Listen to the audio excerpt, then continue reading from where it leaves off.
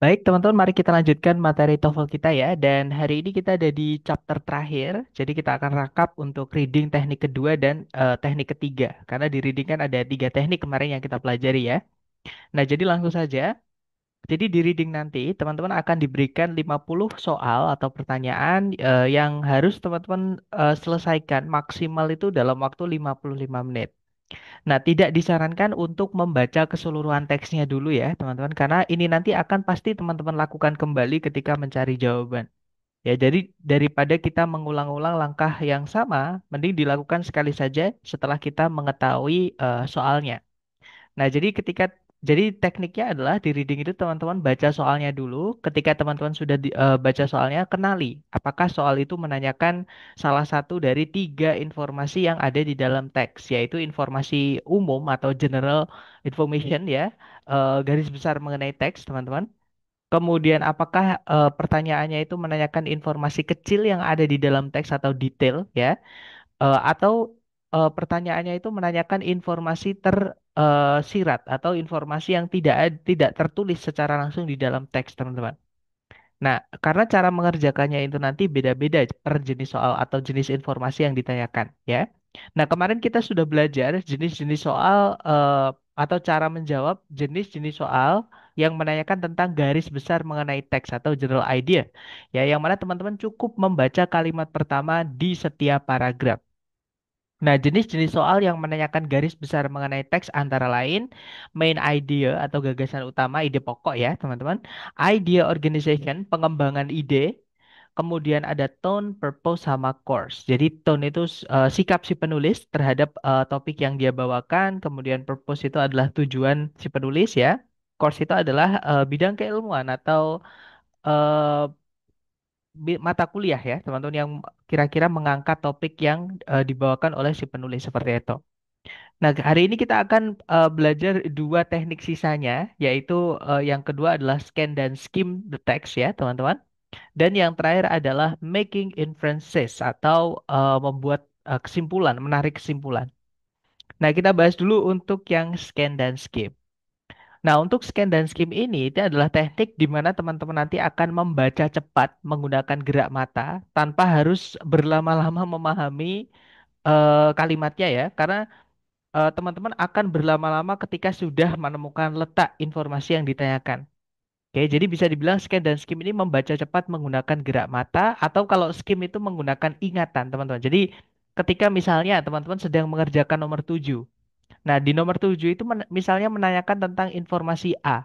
Nah, teman-teman ingat-ingat di nomor 1 sampai 6 tadi ketika teman-teman mengerjakan nomor 1 sampai 6, ketika membaca teksnya ada nggak informasi yang ditanyakan di nomor 7 ini. Misalkan kalau ada ya, tinggal diingat-ingat tadi letaknya di sekitar mana. Seperti itu. Itu namanya skip, teman-teman. Jadi kayak loncat gitu, ya. Kalau scan dari awal, jadi teman-teman membaca menggunakan gerak mata atau dari suatu titik tertentu. Misalnya teman-teman nomor 7 itu eh, menanyakan tentang informasi A. Nah, ketika teman-teman mengerjakan nomor 1 sampai 6 tadi tidak menemukan eh, informasi A, tinggal ngelanjutkan teman-teman scan-nya dari kalimat terakhir teman-teman mengerjakan tadi. Misalnya seperti itu. Itu namanya skim, teman-teman ya. Jadi kayak loncat gitu, gak harus dari awal. Nah, kemudian untuk jenis soal yang cara mengerjakannya scan dan skim, itu teman-teman gunakan ketika soalnya itu menanyakan informasi kecil di dalam teks atau kita biasa nyebutnya detail, teman-teman. Gitu ya. Jadi informasi peritilan-peritilan kecil, teman-teman, yang ada di dalam teks. Nah, itu harus dicari dulu yang ditanyakan di soal dengan yang disebutkan di dalam teks. Nah, contoh soalnya atau jenis soal pertama adalah locate information atau mencari letak informasi yang ditanyakan, teman-teman. Jadi ada jenis soal di reading ya, walaupun jenis soal kalau teman-teman nanti tesnya yang online terutama ya, kemudian TOEFL yang resmi dari ITS, soal ini udah nggak keluar, teman-teman. Tapi karena sekali lagi, siapa tahu ada beberapa teman-teman yang ngambil tes TOEFL-nya itu dari lembaga ataupun dari kampus yang mana bukan resmi dari TS. Nah, nanti eh, kemungkinan masih ada soal ini karena biasanya soal-soal yang dipakai adalah soal-soal lama dan ngambilnya biasanya juga dari Longman, teman-teman. Gitu ya. Nah, untuk jenis soal locate information atau teman-teman diminta mencari letak informasi bisa dikenali dari pilihan A, B, C, D-nya. Nah, di pilihan A, B, C, D-nya itu pasti menyebutkan line keberapa sampai line keberapa atau baris keberapa sampai baris keberapa. Ya, baris keberapa. Nah, itu berarti kita disuruh mencari suatu informasi letaknya di baris keberapa. Gitu ya, teman-teman. Caranya sama, dibaca dulu soalnya, terus teman-teman cari kata kunci yang ditanyakan. Cari yang harus teman-teman cari di teks. Nah, di situ soalnya berbunyi, di manakah di dalam teks penulis itu membahas komposisi atau kandungan dari meteor. Nah, kata kunci teman-teman di sini adalah kandungan dari meteor. Maka teman-teman scan dan skim, ya. Tarik dari depan. Nah, ini karena kita pembahasan ya, teman-teman. Nggak mungkin kalau saya menggunakan gerak mata saja. Jadi ini kita baca bareng. Jadi meteor crater atau sebuah kawah besar kira-kira 40 mil timurnya Flagstaff, Arizona itu umumnya diperkirakan oleh para ilmuwan telah terbentuk sebagai akibat dari hantaman dari meteor yang bobotnya itu 60.000 ton, teman-teman. Sekitar 50.000 tahun yang lalu. Nah, meteor tersebut yang terbuat dari nikel dan besi. Nah, berarti di sini kandungan dari meteor tadi ya. Jadi meteor itu kandungannya adalah nikel dan juga besi. Nah, terus teman-teman hitung letaknya di baris keberapa. Bukan kalimat keberapa ya, tapi baris keberapa, teman-teman. Jadi ini baris satu, baris dua, baris tiga. Nah, berarti letaknya ada di baris keempat. Dan biasanya kalau misalnya teman-teman ambil tes yang prediksi, nanti di readingnya itu ada penanda seperti ini yang akan membantu teman-teman setiap 5 baris. Supaya kalau misalnya letaknya di bawah, teman-teman tidak perlu ngitungnya dari atas. Cukup dari patokan terdekatnya. Seperti itu. Jadi setiap 5 baris akan dikasih petunjuk seperti ini. Gitu ya. Nah, di situ berarti letaknya ada di baris keempat, teman-teman. Artinya jawabannya adalah yang Bravo. Ya, penulis menyebutkan komposisi dari meteor itu di line keempat sampai line kelima. Nah, itu adalah jenis soal locate information. Ya, teman-teman. Kemudian jenis soal kedua yang cara mengerjakannya juga menggunakan scan dan skim adalah, pronoun reference atau rujukan kata ganti. Nah, jadi kata ganti misalnya he dia laki-laki ya, misalnya she dia perempuan, misalnya they mereka. Nah, itu kembalinya ke siapa? Maksudnya mereka itu siapa? Maksudnya dia itu siapa? Nah, contohnya seperti itu, teman-teman. Nah, untuk contoh soalnya seperti ini. Jadi kata ganti they di line kelima itu merujuk kepada siapa atau apa? Kan kata ganti itu menggantikan benda ya, teman-teman di dalam kalimat. Nah, otomatis cara mengerjakannya karena dia menggantikan, teman-teman baca kalimat sebelumnya. Jadi subjek predikat sebelum kata itu disebutkan. Nah, karena they itu letaknya di sini ya, teman-teman. Subjek predikat sebelumnya itu berarti kalimat sebelumnya. Nah, kita baca kalimat sebelumnya. Untuk atau supaya bertahan hidup, tanaman-tanaman ini telah mengembangkan cara atau mekanisme untuk menjebak para serangga di dalam dedaunan mereka atau bungkus mereka. Mereka memiliki cairan pencernaan untuk mendapatkan nitrogen yang diperlukan dari serangga-serangga tadi. Nah, berarti di sini ini yang menjebak serangga tadi, teman-teman, yaitu tanaman-tanaman ini, gitu ya. Nah, berarti jawabannya adalah yang Bravo, seperti itu. Nah, kemudian berikutnya selain pronoun referen ya, teman-teman, ada juga detail. Nah, detail itu juga kadang ditanyakan ya, informasi-informasi kecil di dalam teks itu mengenai kapan, di mana, bagaimana, siapa, dan lain-lain. Itu juga ditanyakan, teman-teman. Nah, detail sendiri itu ada dua jenis yang ditanyakan ya. Ada yang stated detail. Nah, stated detail itu ya teman-teman ditanyain informasi yang ada di dalam teks. Jadi jawabannya ada di dalam teks, tinggal teman-teman cari.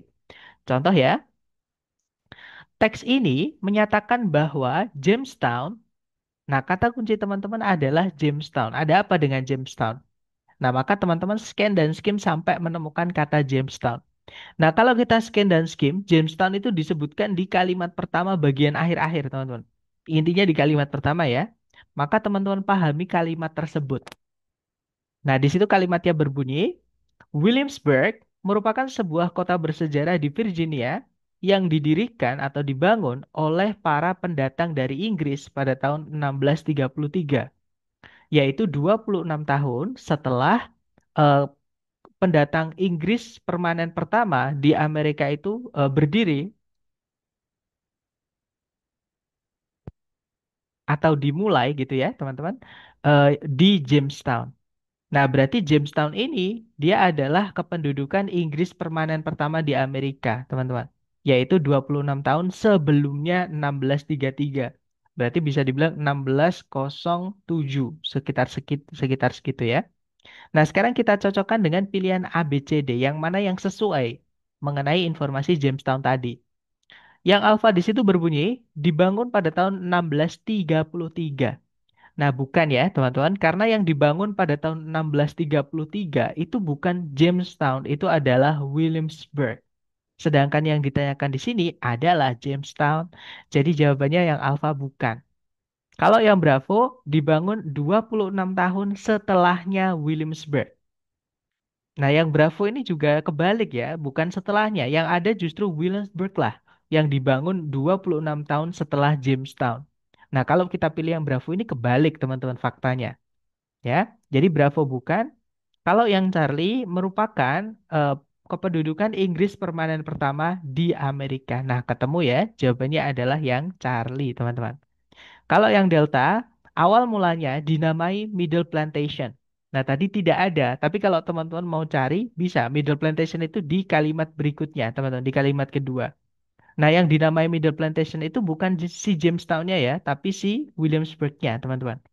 Seperti itu. Jadi, yang Delta juga salah karena yang ditanyakan di sini adalah Jamestown. Nah, itu adalah soal stated detail. Jadi, informasi kecil yang ada di dalam teks, teman-teman. Nah, selain stated, ada juga unstated detail atau informasi kecil yang tidak ada di dalam teks atau yang salah mengenai kata kunci yang ditanyakan. Jadi di pilihan A, B, C, D itu nanti teman-teman akan diberikan tiga jawaban yang benar. Artinya benar itu ada di dalam teks mengenai yang ditanyakan. Sedangkan yang satu jawaban itu yang salah atau tidak ada di dalam teks mengenai kata yang ditanyakan. Nah, teman-teman disuruh nyari yang salah itu atau yang tidak ada itu. Gitu ya. Nah, contoh soalnya seperti ini, teman-teman. Nah, biasanya soal unstated detail itu ada kata not true. Kalau nggak gitu ada kata except di belakang, teman-teman. Seperti itu. Nah, di situ soalnya berbunyi, yang manakah di antara berikut ini tidaklah benar mengenai kata gadget. Nah, kata kunci teman-teman adalah kata gadget. Harus teman-teman scan dan skim informasi apapun mengenai kata gadget. Nah, kalau kita scan dan skim, gadget itu disebutkan di kalimat kedua, teman-teman. Nih ya, kalimatnya berbunyi, kata gadget merupakan satu kata yang demikian itu. Nah, di sini ada kata ganti untuk menggantikan kata sifat. Maksudnya maknanya ya, bukan ini, teman-teman. Jadi dia itu kata ganti atau bisa dia kata sifat, tapi dia menggantikan kata sifat sebelumnya, teman-teman. Nah, otomatis untuk memahami such ini, teman-teman harus baca juga kalimat sebelumnya, kalimat yang sudah disebutkan. Nah, memang untuk unstated detail ini umumnya ya, teman-teman, atau biasanya itu tidak cukup kita membaca satu kalimat. Umumnya kita harus membaca beberapa kalimat selama informasinya masih mengenai kata yang ditanyakan. Biasanya malah satu paragraf, teman-teman. Gitu ya. Nah, di situ kalimat sebelumnya berbunyi, di dalam bahasa Inggris ada beberapa macam ungkapan yang berbeda yang orang gunakan untuk memberi nama kepada sesuatu yang namanya itu tidak diketahui atau sementara terlupa. Nah, kata gadget merupakan kata yang demikian itu atau satu contoh kata yang demikian itu. Berarti gadget itu dipakai untuk ngasih nama benda yang kita nggak tahu itu namanya apa atau eh, kita lupa itu namanya apa, seperti itu. Kemudian dijelaskan kalimat berikutnya kalau masih ngomongin tentang gadget, teman-teman baca lagi. Di situ kalimat berikutnya, kata gadget itu pertama kali digunakan oleh para pelaut Inggris pada tahun 1850-an. Berarti pertengahan abad ke-19 ya, teman-teman. Dan kemungkinan datang dari bahasa Prancis yaitu gacete, yang berarti sebuah kail kecil atau mata pancing kecil. Nah, dalam penggunaan sehari-harinya, kata tersebut atau kata gadget itu memiliki makna yang lebih luas. Kata-kata yang lain, nah ini berarti sudah bukan ngomongin tentang gadget, teman-teman. Artinya berhenti, berhenti bacanya dari sini, jangan dilanjutkan. Karena teman-teman nanti takutnya malah dibingungkan dengan informasi yang tidak ditanyakan, ya. Jadi cukup berhenti sampai meaning itu. Kemudian teman-teman lakukan eliminasi jawaban, oke? Yang alfa di situ berbunyi. Kata gadget itu digunakan untuk menamai sesuatu ketika namanya tidak diketahui. Nah, ada ya, teman-teman. Jadi kata gadget merupakan kata yang demikian itu. Maksudnya yang demikian itu yang bagaimana? Nah, di situ disebutkan memberi nama sesuatu yang namanya itu tidak diketahui atau sementara terlupa. Gitu ya. Berarti yang alfa bukan jawabannya. Kalau yang Bravo, kata gadget itu digunakan di awal mula abad ke-19. Nah, tadi disebutkan ya, awal mula pertama kali dia digunakan itu, teman-teman. Sorry, ini saya ganti warnanya supaya lebih kelihatan ya, teman-teman. Jadi pertama kali digunakan itu pada tahun 1850-an. 1850-an itu bukan awal, teman-teman. Bukan permulaan, tapi dia sudah di pertengahan. Jadi abad itu dibagi menjadi tiga ya. Jadi yang pertama adalah beginning, itu adalah di awal abad.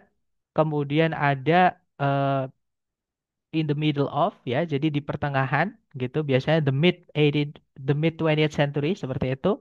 Sama the late yang di akhir atau biasanya the closing century seperti itu. Nah, itu udah di akhir-akhir, hampir pergantian abad. Nah, jadi jawabannya adalah yang Bravo. Itu salahnya memang kadang seperti ini. Kadang salahnya itu di satu kata, teman-teman. Jadi di kalimatnya itu eh, kadang nggak kelihatan seperti itu. Maksudnya kadang kita nggak teliti, akhirnya terlewat. Maksudnya seperti itu. Nah, jadi jawabannya yang Bravo ya. Kesalahannya itu di kata beginning. Jadi harusnya bukan di beginning, tapi di in the middle of seperti itu. Itu ya. Sedangkan yang Charlie, kata gadget itu kemungkinan besar datang dari kata dalam bahasa Prancis. Nah, tadi ada ya, teman-teman. Jadi kemungkinan eh, kemungkinan itu dia datang dari bahasa Prancis, dari kata bahasa Prancis yaitu gacete, teman-teman. Yang artinya tadi adalah kail kecil. Nah, berarti yang Charlie bukan. Kalau yang Delta, penggunaan pertama yang diketahui adalah oleh para pelaut dari Britania. Nah, tadi juga ada ya, teman-teman, di sini mana tadi ya? Nah, ini. Jadi pertama kali itu digunakan oleh para pelaut Inggris. Seperti itu. Nah, jadi yang Delta juga bukan. Oke, jadi jawabannya yang Bravo. Nah, itu adalah yang unstated detail. Memang perlu analisa yang mendalam ya, teman-teman. Dan perlu latihan juga seperti itu. Dan yang terakhir adalah soal vocabulary atau kosakata. Jadi di soal reading itu ada yang menanyakan vocab juga, teman-teman. Oke, makanya di hari pertama dulu selalu saya sampaikan yang paling penting buat teman-teman untuk belajar TOEFL ini bukan grammar, walaupun grammar juga penting ya, bukan juga pronunciation, walaupun pronunciation juga penting. Yang paling penting buat teman-teman adalah vocab, seperti itu. Nah, kalau teman-teman misalnya sudah tahu vocab yang ditanyakan itu artinya apa, dan di pilihan A, B, C, D itu nggak ada sinonim lain, cuma satu aja, maka nggak perlu baca teks, nggak apa-apa. Langsung teman-teman pilih aja kata sorry, kata yang sudah pasti sinonimnya atau persamaan katanya, gitu ya. Tapi kalau misalnya teman-teman tidak tahu artinya, maka teman-teman boleh gunakan cara yang satu ini ya. Jadi vocab itu biasanya adalah penyederhanaan dari penjelasan di kalimat sebelumnya, teman-teman. Nah, tapi terkadang penjelasan dari vocab itu ada di kalimat setelahnya. Dan itu tidak pasti. Jadi biasanya sebelumnya, biasanya setelahnya. Otomatis cara menjawab vocab ini untuk memahaminya, teman-teman baca mulai kalimat sebelum, kemudian kalimat yang mengandung kata yang ditanyakan, dan juga kalimat setelahnya. Nah, kemudian pahami ketiganya, sambungkan. Itu nanti teman-teman akan menemukan kemungkinan atau eh, kecocokan ya dengan yang ada di pilihan A, B, C, D. Seperti itu. Gitu ya. Nah, kebetulan di contoh ini, teman-teman, kata yang ditanyakan yaitu incumbent ini, itu letaknya di kalimat pertama. Artinya sebelumnya kan nggak ada kalimat. Berarti sudah dipastikan penjelasannya pasti ada di kalimat setelahnya. Nah, berarti kita baca kalimat pertama dan kalimat kedua. Di situ kalimatnya berbunyi, dalam pemilihan pemerintahan, incumbent itu umumnya memiliki keuntungan yang kuat di atas seorang pendatang baru. Kemudian kalimat setelahnya, seseorang yang sudah berada di kursi pemerintahan dan oleh karena itu memiliki tingkat pengaruh tertentu, itu memiliki sebuah peluang yang lebih baik untuk terpilih daripada orang yang tidak dikenal bagi para pemilih.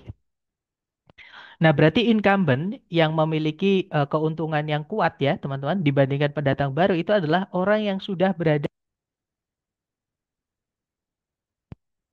kursi pemerintahan.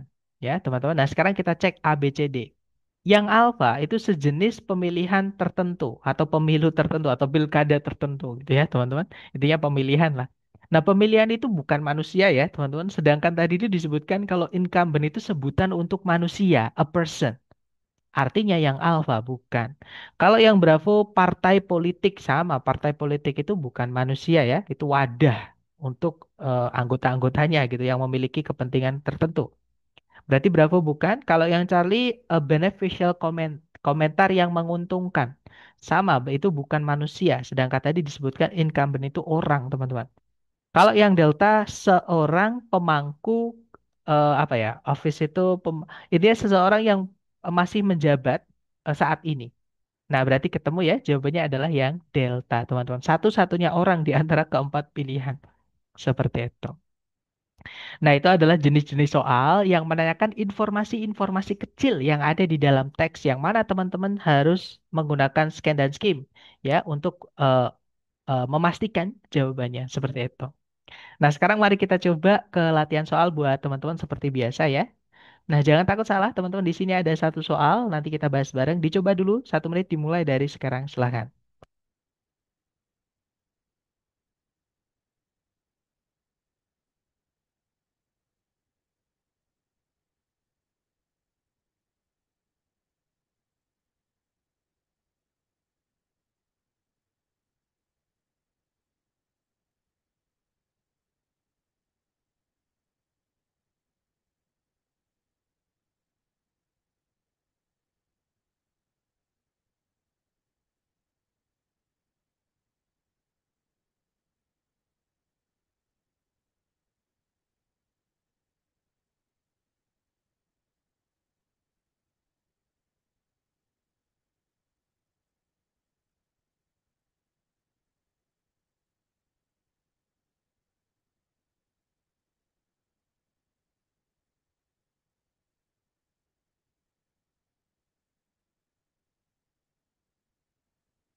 Alright, thumbs up. Ada yang sudah nemu jawaban? Dan saya lihat ada jawaban Bravo. Mari kita cek bareng ya, teman-teman. Di situ soalnya berbunyi, di manakah di dalam teks penulis itu menyebutkan nama dari anggota-anggota koloni yang fertilize itu mempersubur. Maksudnya itu menghamili ya. Jadi menghamili ratunya. Nah, jadi kata kunci teman-teman atau petunjuk di soal adalah nama atau sebutan untuk anggota koloni yang tugasnya itu menghamili ratu, teman-teman. Nah, itu kalau kita scan ya, kata fertilize itu disebutkan di sini, teman-teman. Ya, yang mana kalau kita baca kalimatnya itu disebut atau disebutkan bahwa di pusat atau di dalam koloni tersebut ada ratu lebah yang tugas utamanya adalah bereproduksi. Nah, dia itu kawin dengan beberapa drones. Nah, drones itu apa? Di situ ada apositif ya, teman-teman, yaitu anggota-anggota pejantan dari koloni yang tugas satu-satunya gitu ya adalah untuk menghamili ratunya. Nah, berarti di sini disebutkan apa nama dari anggota koloni yang menghamili ratu adalah drone sini, teman-teman. Nah, letaknya berarti di 1, 2, 3, 4, 5 di line 5 ya. Berarti betul sekali jawabannya adalah yang Bravo, teman-teman ya, yaitu lines 4 through 5. Seperti itu. Oke, nice. Lanjut ke nomor berikutnya. Silahkan dicoba lagi. 30 detik dimulai dari, maksud saya 1 menit ya, dimulai dari sekarang. Silahkan.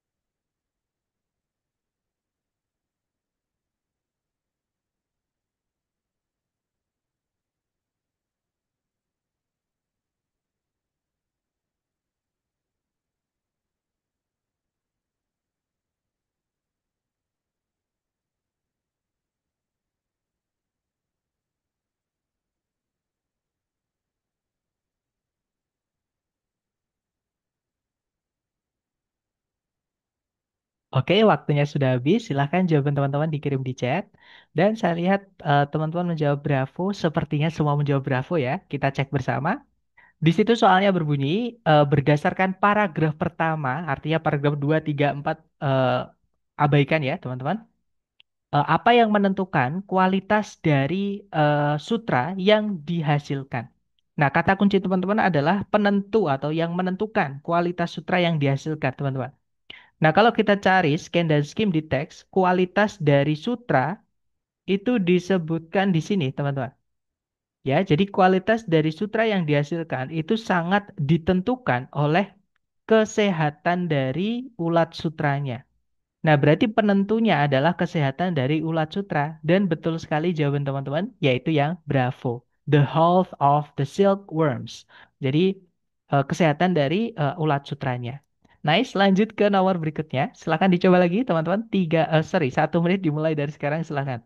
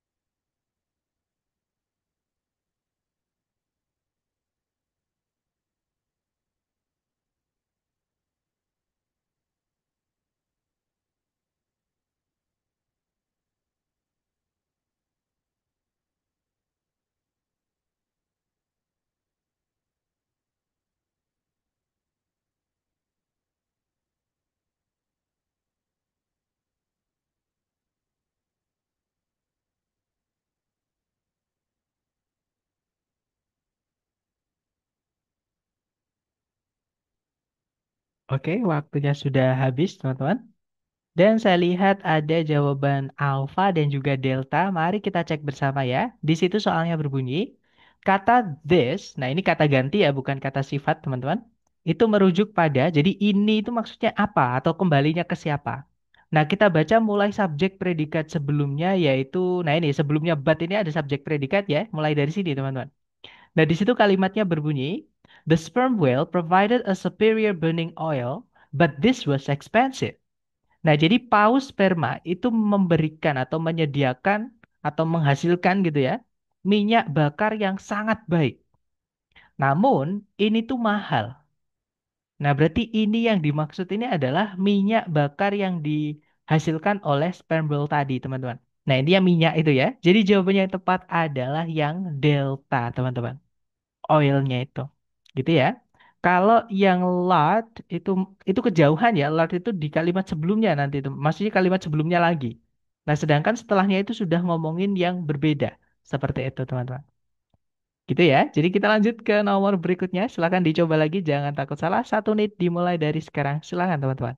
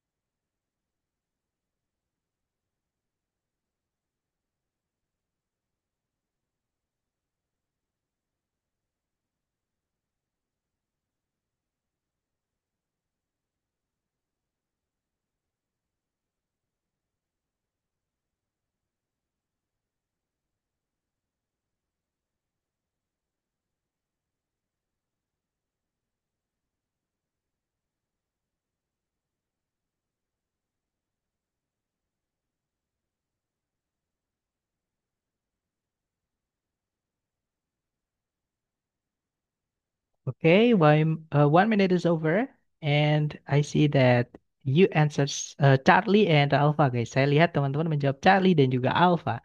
Oke deh, kalau gitu mari kita cek bersama. Di situ soalnya berbunyi kata resembled itu maknanya paling mendekati dengan.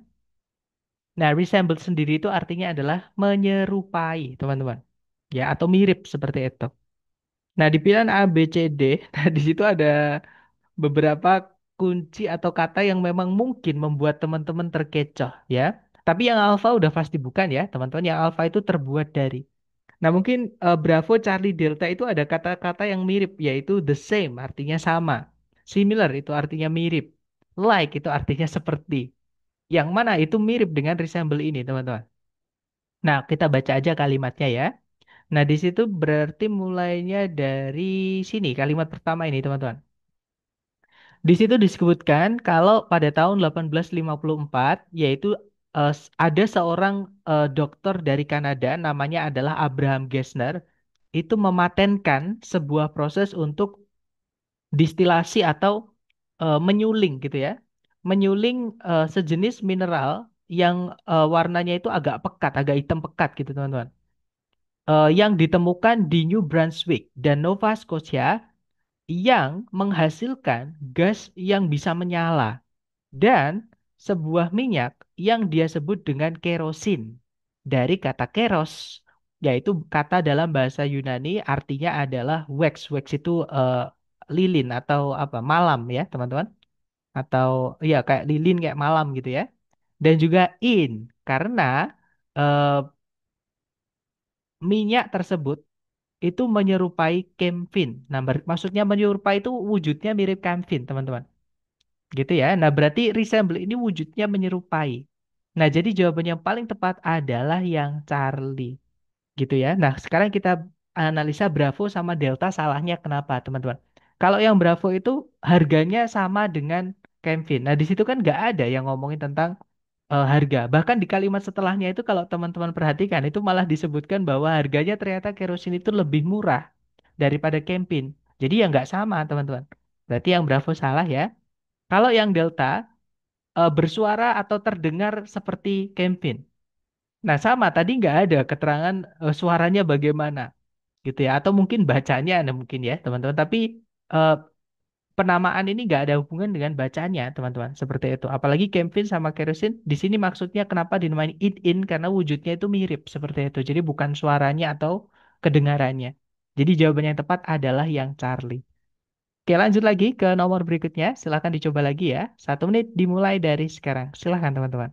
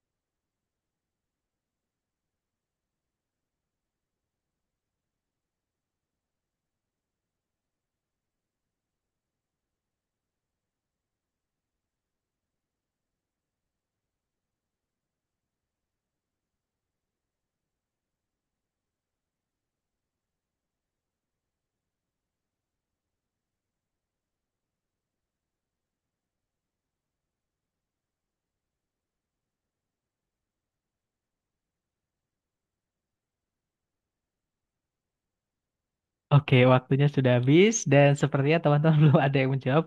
That's okay guys. Ini adalah soal oh ternyata ada jawaban Charlie dari Miss Andy ya. Mari kita cek teman-teman. Di situ soalnya berbunyi berdasarkan paragraf 3 ya, berarti paragraf 1, 2, dan 4 lupakan. Jangan dipikirkan teman-teman ya atau abaikan seperti itu. Nah, berdasarkan paragraf 3 semua di antara berikut ini benar mengenai engraving kecuali. Nah, kata kunci teman-teman adalah engraving itu ya.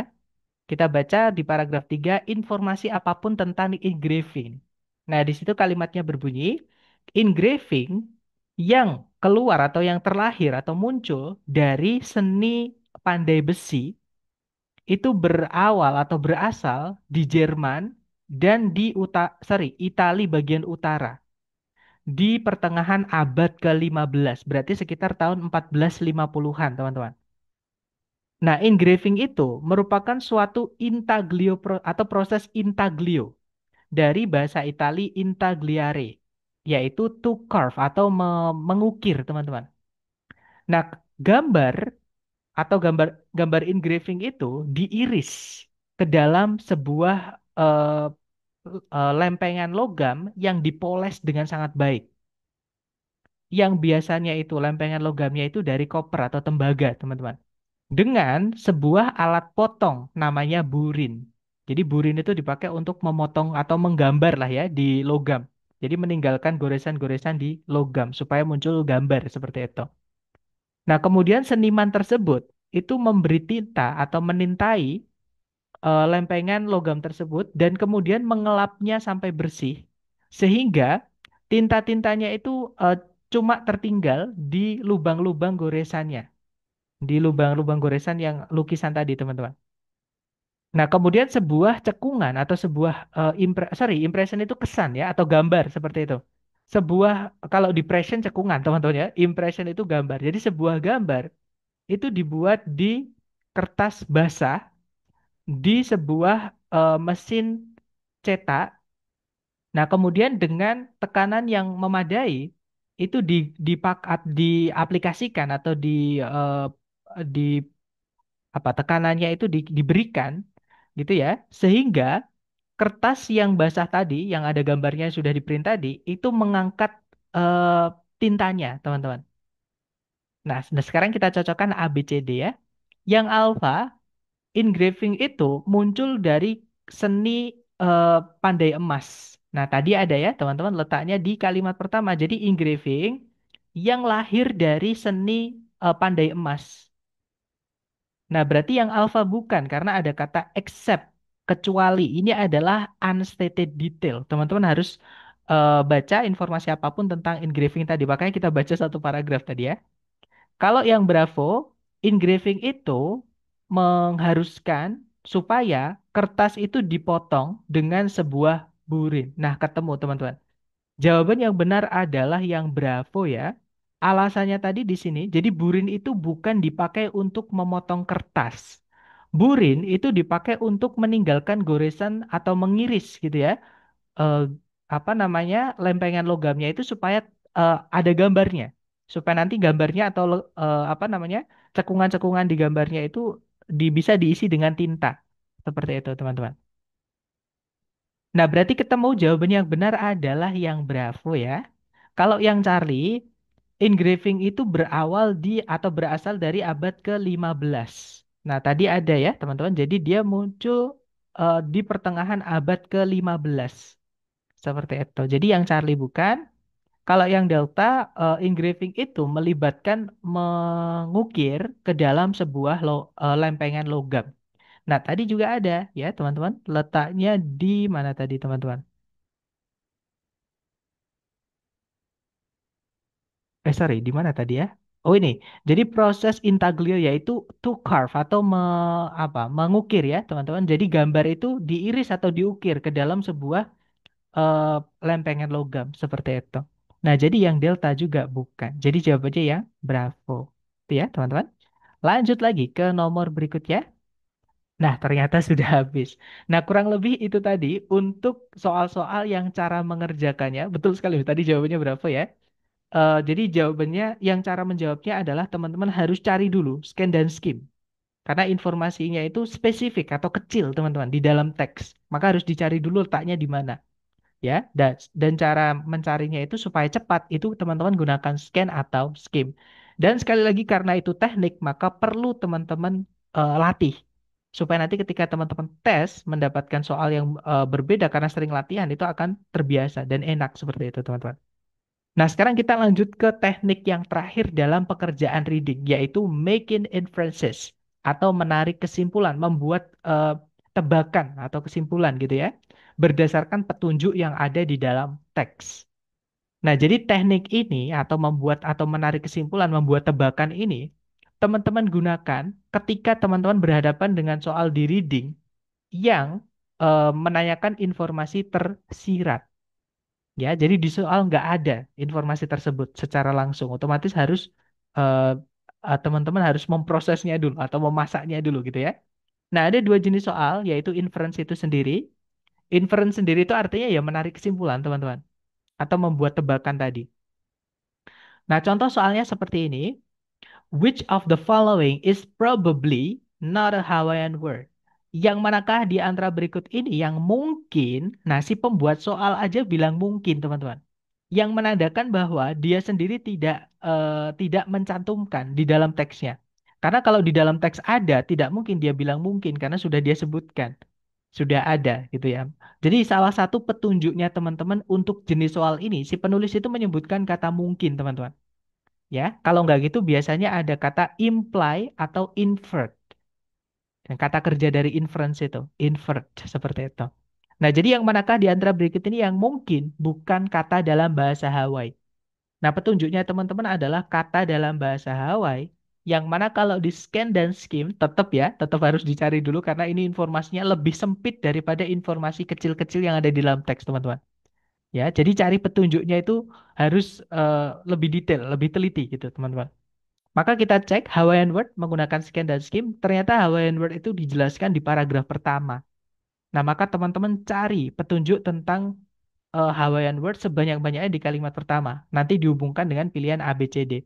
Dan kalau teman-teman cari pilihan A, B, C, D ini di dalam teks, teman-teman tidak akan menemukan mahalo, mahi-mahi, meklea, moana di dalam teks tidak akan nemu, teman-teman. Nah, makanya si penulis bilang probably. Kalau misalkan ada, pasti nggak pakai probably karena sudah ditulis, sudah pasti seperti itu. Gitu ya. Nah, sekarang kita baca paragraf pertama. Bahasa Hawaii merupakan sebuah bahasa yang merdu, di mana semua kata itu didapat dari susunan alfabet yang hanya terdiri dari 12 huruf saja, teman-teman. Jadi kalau kita kan punya 26 ya, mulai A sampai Z. Kalau Hawaii cuma ada 12 hurufnya, yaitu 5 huruf vokal A, I, U, E, O, sama kayak kita juga A, I, U, E, O ya, dan 7 huruf konsonan. Nah, bedanya konsonannya ini, mereka cuma punya 7 yaitu huruf H, K, L, M, N, P, sama W atau W. Nah, setiap suku kata dalam bahasa Hawaii itu berakhiran dengan huruf vokal. Nah, ini petunjuk pertama, teman-teman ya. Jadi, eh, selain huruf-hurufnya cuma ada 12, setiap suku kata harus berakhiran dengan huruf vokal, A, I, U, E, O, teman-teman. Kemudian petunjuk kedua, dan dua huruf konsonan itu tidak pernah muncul bersamaan. Maksudnya nggak boleh gandeng. Nggak boleh ketemuan secara langsung. Harus dipisah dengan huruf vokal. Gitu ya. Nah, sekarang kita cek A, B, C, D. Ini yang harus teman-teman analisa. Yang alfa di situ ada mahalo, teman-teman. Dia ada tiga suku kata ya, yaitu ma, kemudian ha, kemudian lo. Nah, aturan pertama tadi, setiap suku kata harus berakhiran dengan vokal. Yang mana setiap suku kata dia berakhiran dengan A dan juga O, teman-teman. Itu huruf vokal semua ya. Berarti aturan pertama aman. Kemudian aturan kedua, yang di garis bawah itu ya, dua konsonan itu nggak boleh gandeng, teman-teman.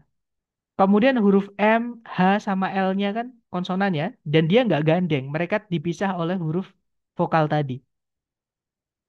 Nah, artinya yang alfa ini kemungkinan kata dalam bahasa Hawaii, karena dia mengikuti aturan bahasa Hawaii. Sedangkan yang ditanyakan adalah yang kemungkinan bukan bahasa Hawaii, teman-teman. Jadi yang alfa bukan jawabannya ya. Lanjut kita analisa yang Bravo. Di situ ada mahi-mahi, ada 4 suku kata. Suku kata pertama A, berakhiran A maksud saya.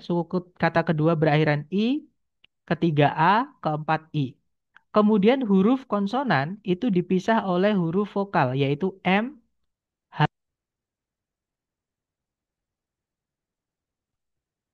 M, sama H lagi, teman-teman. Artinya mereka nggak gandeng ya, artinya mereka mengikuti aturan bahasa Hawaii. Jadi bukan yang Bravo karena kita sekali lagi disuruh nyari yang mungkin bukan kata dalam bahasa Hawaii. Oke, sekarang yang Charlie di situ ada Meklea. Nah, di situ ada yang sudah digaris bawah ya, teman-teman, yaitu clay. Ada huruf K sama L. K sama L itu merupakan dua huruf konsonan, teman-teman. Dan di aturan dalam bahasa Hawaii tadi, dua konsonan itu nggak boleh gandeng, tidak pernah gandeng. Berarti yang kemungkinan bukan kata dalam bahasa Hawaii adalah yang Charlie, karena kita punya alasan, teman-teman, menjawab itu. Alasannya yang tadi ya, dua konsonan dalam bahasa Hawaii itu nggak boleh gandeng. Seperti itu. Sedangkan yang Charlie, gandeng. Nah, itu adalah soal inference. Harus ditarik atau harus membuat kesimpulan seperti itu. Kemudian jenis soal berikutnya yang cara mengerjakannya juga membuat kesimpulan, teman-teman, atau menarik kesimpulan itu adalah transition. Nah, sebelumnya saya ingin memperkenalkan dulu, transition itu sebenarnya adalah perpindahan paragraf. Jadi paragraf satu ke paragraf kedua ya, teman-teman, itu nggak boleh tiba-tiba berubah. Oke, harus ada penyambungnya, supaya informasinya itu kohesi dan koheren. Jadi runtut dan juga lengkap. Jadi urut atau lengkap seperti itu. Nggak boleh tiba-tiba berubah seperti itu, karena dibaca pun nanti nggak enak dan tidak menemukan kesambungan. Nah, yang menyambungkan setiap paragraf inilah yang disebut dengan transition. Transition sendiri itu letaknya di kalimat yang paling mendekati dengan paragraf yang akan disambungkan, teman-teman.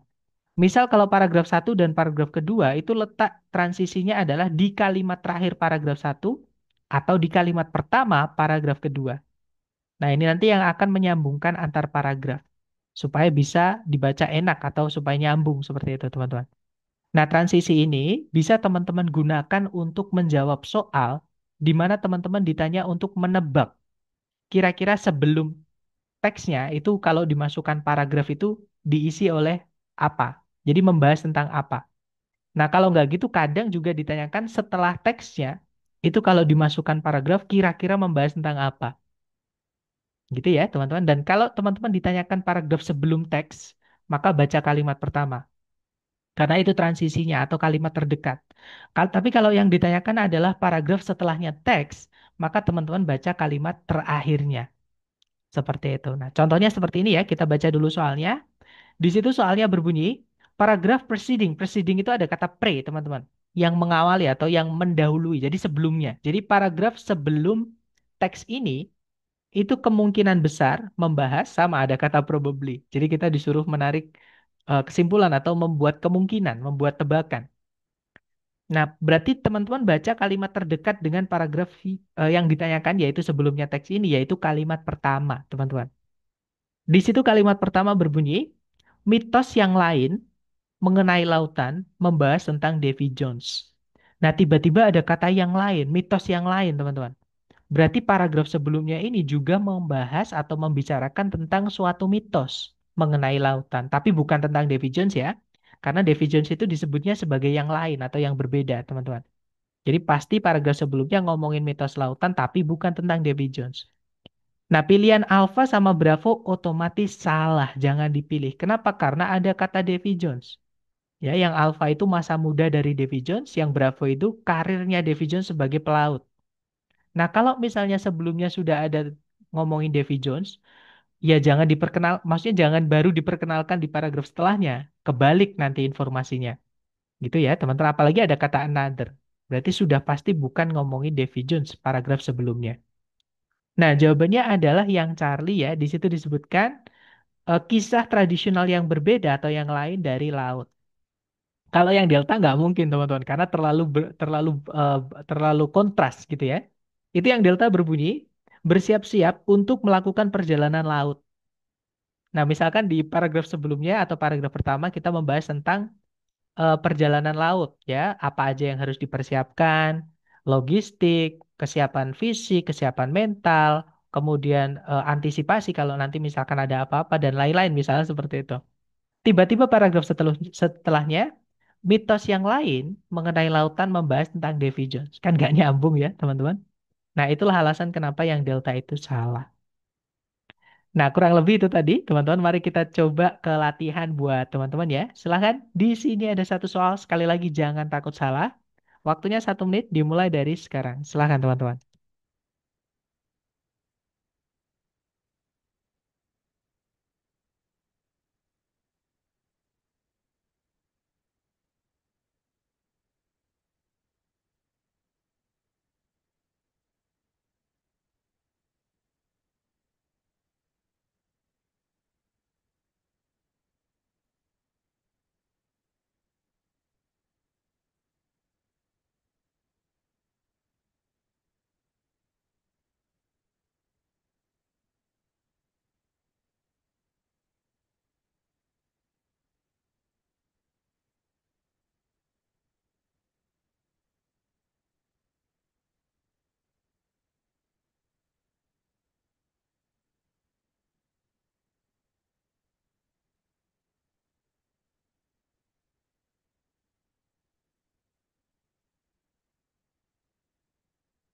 Oke, waktunya habis dan sepertinya belum ada jawaban. Oke, mari kita bahas bersama ya, teman-teman.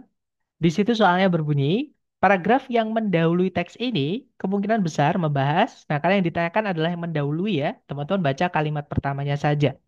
Nah, kalimat pertama berbunyi, alga merupakan sebuah bentuk atau satu contoh bentuk dari kehidupan primitif. Jadi bentuk kehidupan primitif. Nah, yang menandakan bahwa kalimat sebelumnya ini sudah ngomongin tentang kehidupan primitif, teman-teman, secara garis besar ya. Nah, kemudian menyempit ngomongin tentang alga, ke bawah ini nyempit-nyempit lagi ngomongin tentang jenis-jenis alga, teman-teman. Nah, berarti fix paragraf sebelumnya pasti ngomongin tentang kehidupan primitif, bentuk kehidupan primitif secara garis besar. Ya, mungkin alga sudah dikenalkan, ada yang lain juga seperti itu. Nah, berarti jawaban yang paling tepat adalah yang Charlie ya, teman-teman. Betul sekali. General traits of primitive life forms. Jadi, karakteristik-karakteristik dari karakteristik-karakteristik umum gitu ya dari kehidupan primitif, bentuk-bentuk kehidupan primitif seperti itu. Oke, jadi jawabannya ya, Charlie. Lanjut ke nomor berikutnya. Silahkan dicoba lagi, teman-teman. 1 menit dimulai dari sekarang. Silahkan.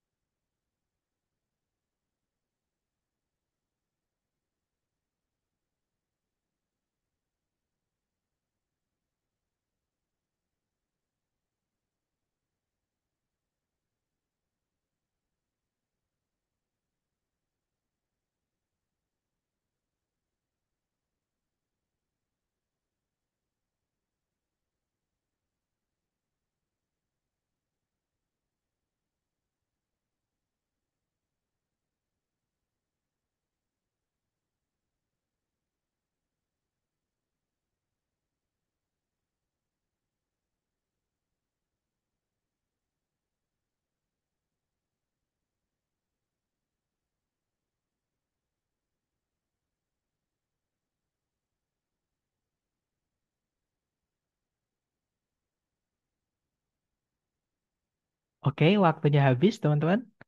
Dan saya lihat sepertinya belum ada jawaban. Mari kita cek bersama. Di situ soalnya berbunyi, bisa ditarik kesimpulan dari dalam teks bahwa kandungan atau tumpukan-tumpukan limestone. Limestone itu kapur ya, teman-teman. Eh, itu berperan sebagai dasar dari atau menjadi menjadi basis dari apa, teman-teman? Nah, kalau kita scan dan skim, limestone deposits itu di kalimat terakhir, teman-teman. Kalimat terakhir itu berbunyi, jenis alga ini memiliki peran penting. Nah, ini maksudnya alga ini tuh red algae atau kita baca dari awal ya karena kalimatnya paragrafnya pendek, teman-teman. Di situ disebutkan alga merah atau namanya Rhodophyta itu merupakan sejenis organisme eh, delicate itu lemah gitu ya, teman-teman atau apa ya bahasa yang enak tuh. Intinya rentan gitu, yang kecil yang bisa ditemukan di laut-laut atau perairan dalam dari wilayah subtropis. Di mana alga tersebut itu seringkali tumbuh bersamaan dengan koral, berdampingan dengan koral, teman-teman, atau terumbu ya, terumbu karang seperti itu. Nah, jenis alga ini atau Rhodophyta atau red algae tadi memiliki peran penting dalam pembentukan terumbu karang. Makanya mereka hidup berdampingan, teman-teman. Di mana atau dan red algae itu mengeluarkan lime atau kandungan kapur ya dari air laut untuk mendukung atau menopang pembentukan dari eh, tumpukan-tumpukan limestone. Nah, jadi secara tidak langsung penulis itu bilang, kan red algae itu kan penting dalam pembentukan coral reef, teman-teman. Nah, bagaimana pembentukannya itu? Jadi, ternyata red algae itu membuang atau mengemisi, ya intinya membuang gitu ya, mengeluarkan, mengsekresi gitu, teman-teman, lime atau zat kapur.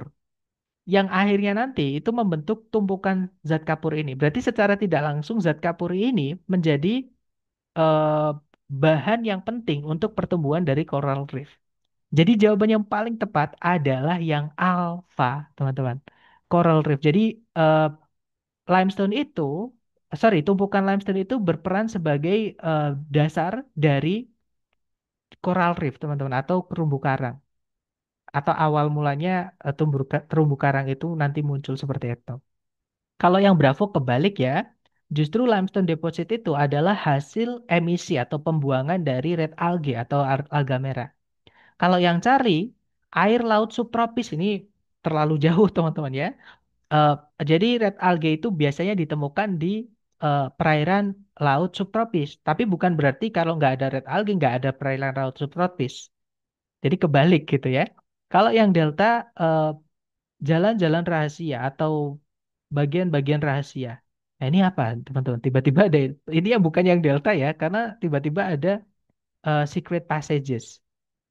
Dan di paragraf terakhir itu nggak ada secret passages. Jadi bukan yang delta ya, teman-teman. Fix jawabannya adalah yang alpha.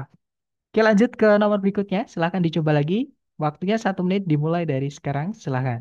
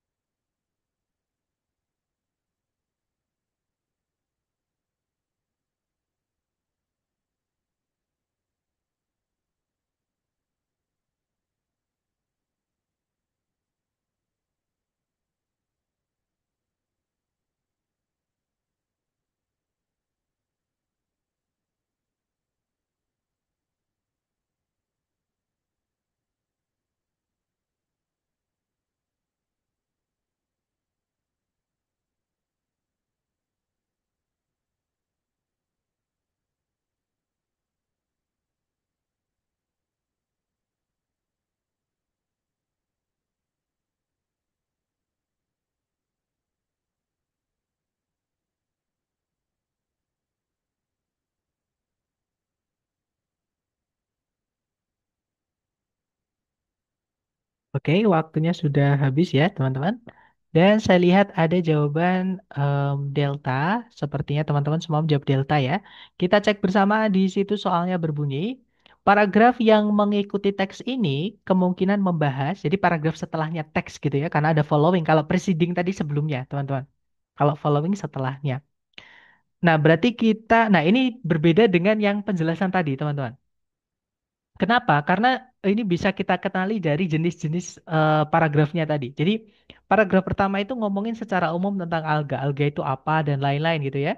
Nah, paragraf setelahnya ini ngomongin tentang jenis-jenisnya. Dan sebenarnya alga itu ada 7 jenis, teman-teman. Secara umum ya, secara garis besar. Sedangkan di sini cuma ada 4. Otomatis di sini pasti paragraf setelahnya itu ngomongin tentang jenis alga yang lain. Dan betul sekali jawaban teman-teman, yaitu yang delta. Another type of algae and its characteristic. Jadi jenis alga yang lain dan juga karakteristiknya, ciri-cirinya. Karena kita kenal dari bagaimana si penulis itu gaya bahasanya atau cara membawakan informasinya. Ngomongin tentang alga, kemudian jenis-jenisnya. Nah, berarti di sini juga jenisnya.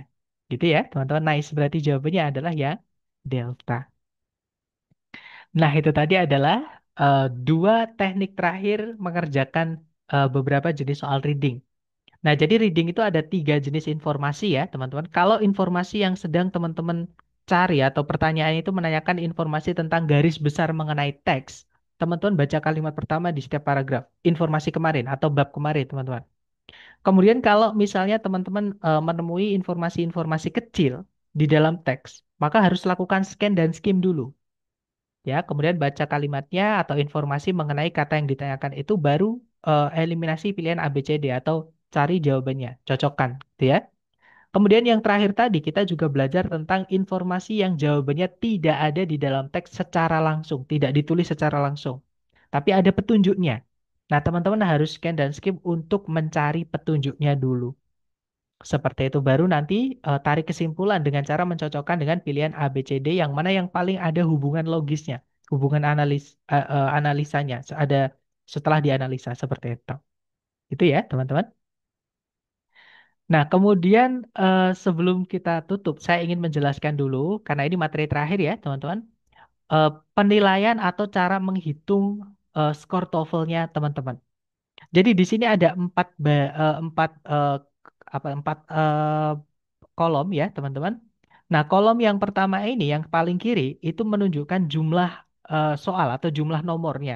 Jumlah benarnya teman-teman itu berapa.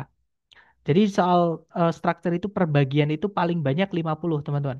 Terutama di bagian pertama itu listening ya. Dan juga bagian ketiga itu reading teman-teman. Kalau di bagian kedua structure itu soalnya cuma 40 seperti itu. Makanya nggak sampai atas. Nah, jadi cara menghitungnya, seumpama nih, misalnya teman-teman mendapatkan di tes itu, ini nolnya sudah dihilangi ya, teman-teman. Jadi ini dibagi 10 semua, sudah jadi di apa yang ngomongnya itu dikonversi. Jadi misalnya teman-teman kalau dapat 52 itu maksudnya 520. Jadi katakanlah teman-teman di listening itu 52, artinya 520, teman-teman. Dan teman-teman pengen tahu benar berapa di listening ini, maka teman-teman tarik aja. Nah, artinya teman-teman benar 35 soal. Atau kalau teman-teman pengen dapat 520 di listening, harus benar 35 soal. Dari total 50 soal. Jadi katakanlah maksimal salahnya hanya 15. Seperti itu. Kemudian di structure, teman-teman misalnya mengincar nilai eh, 550 misalnya. Maka harus benar berapa? Tarik teman-teman ke samping ya. Berarti harus benar 29 soal. Oke. Berarti hanya salah 11 seperti itu. Karena ada 40 soal kalau di structure teman-teman.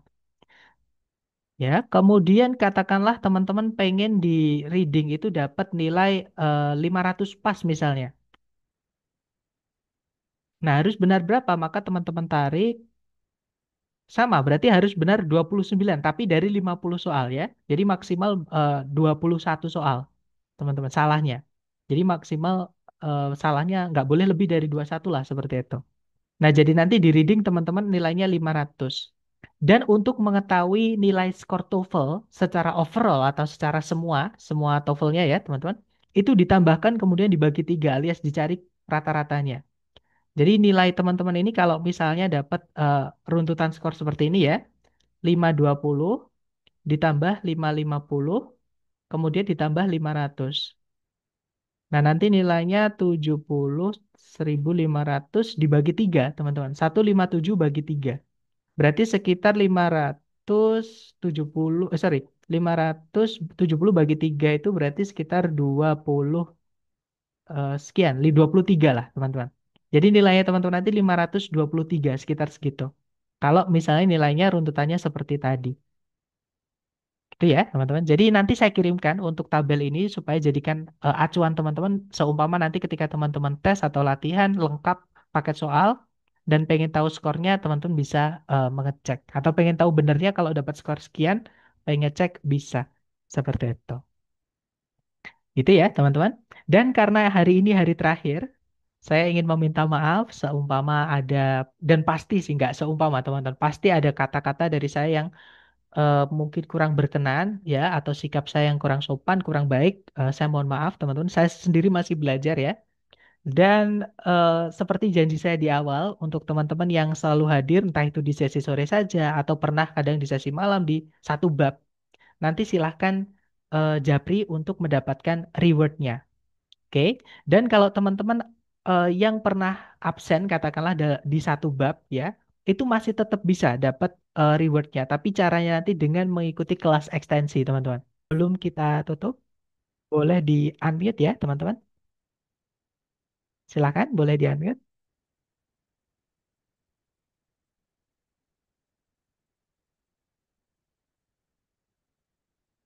Sepertinya tidak ada pertanyaan. Baik, terima kasih atas kehadiran dan juga partisipasi aktif teman-teman selama ini. Ya, teman-teman, sekali lagi terima kasih telah mau eh, belajar dengan saya ya teman-teman dan bertahan, maksudnya kan banyak tuh yang tumbang di tengah-tengah karena pasti capek sekali teman-teman belajar bahasa yang memang menurut kita bahasa asing, tapi saya salut teman-teman ternyata masih semangat seperti itu. Berarti nanti malam, kalau malam masih ada teman-teman, tapi karena beberapa kan pasti ada yang berbeda ya, walaupun ada beberapa contohnya Miss Destalia pasti kadang sesi sore ikut, sesi malam ikut, dan saya senang sekali teman-teman, buat teman-teman yang selalu aktif seperti itu jadi penyemangat buat saya. Jadi saya bikin paket soal baru untuk nanti periode berikutnya. Seperti itu. Jadi selalu saya buat soal-soal baru untuk memastikan teman-teman yang siapa tahu ada yang pengen ikut lagi nanti dapat soal yang baru seperti itu. Nanti malam tetap ada, Miss. Jadi siapa tahu teman-teman masih pengen datang nanti malam untuk latihan soal-soal yang berbeda, silahkan datang. Untuk tesnya ini insya Allah diumumkan besok. Dan juga gini teman-teman, mohon maaf ya. Tesnya ini bukan kewenangan tutor, bukan kewenangan saya teman-teman, tapi nanti akan di apa namanya? Silahkan, misalnya nggak apa-apa, teman-teman yang nggak ada pertanyaan boleh meninggalkan lapangan upacara, nggak apa-apa ya. Jadi mohon maaf, untuk tesnya nanti kewenangan lembaga dan di awal dulu ada pemberitahuan dari lembaga kalau tesnya itu akan diumumkan di tanggal 14. Dan tesnya nanti itu nggak ada timer teman-teman ya. Maksudnya nggak ada timer itu teman-teman boleh ujian itu jam berapapun. Tapi kalau timer tesnya masih tetap ada. Jadi setiap misalkan di listening itu per soal 12 detik tetap ada teman-teman. Di structure itu nanti ada 25 menit per 40 soal tetap ada. Tapi untuk waktunya teman-teman bisa akses kapanpun.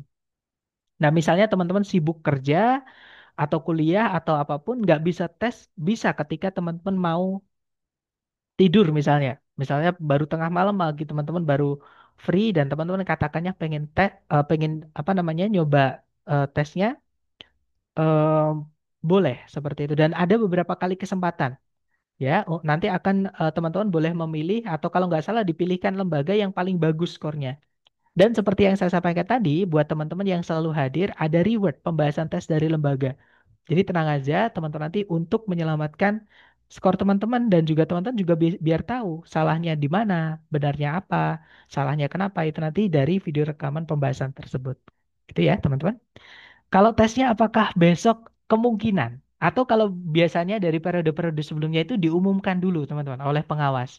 Jadi ada kemungkinan besok itu mungkin, ini mungkin ya teman-teman, itu free dulu, teman-teman libur dulu besok, tapi akan ada broadcast di grup dari admin lembaga mengenai tesnya.